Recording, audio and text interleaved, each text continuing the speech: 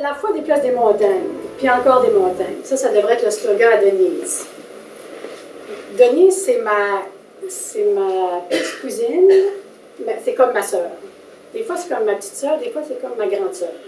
Parce que nous autres, nous avons vécu ensemble, on s'est côtoyés toute notre vie.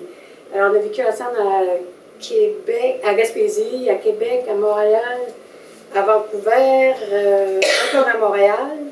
Puis elle a souvent été là pour moi. Elle m'a souvent tendu la main. Elle a su se créer, se façonner, se réinventer plusieurs fois pour passer à travers les obstacles sur son chemin.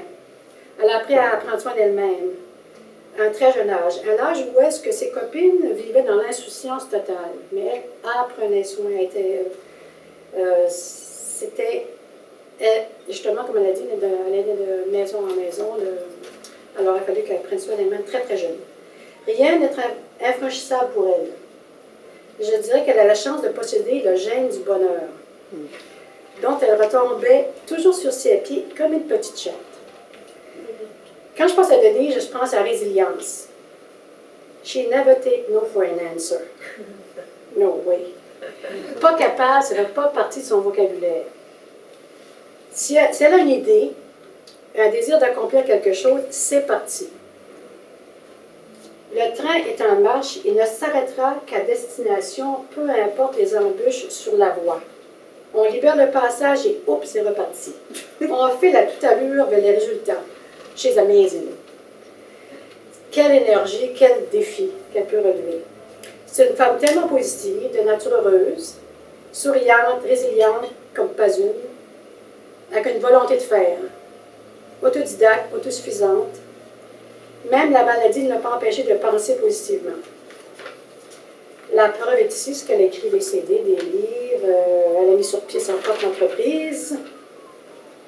Elle a tellement étudié, elle n'a jamais arrêté d'apprendre.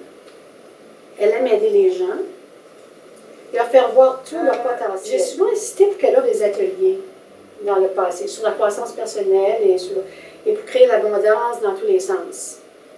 Elle en a fait plusieurs.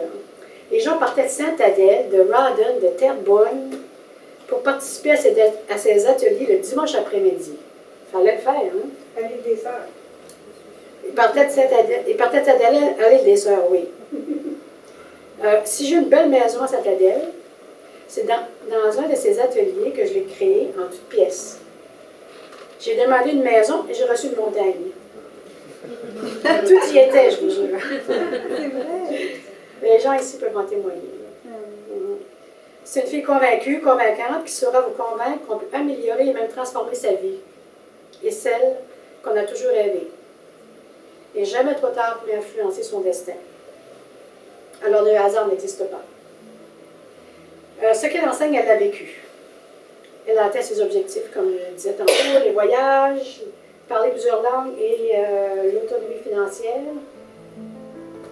Alors, ça a l'air qu'on a eu le pouvoir aussi. Ben, c'est sûr. Voilà.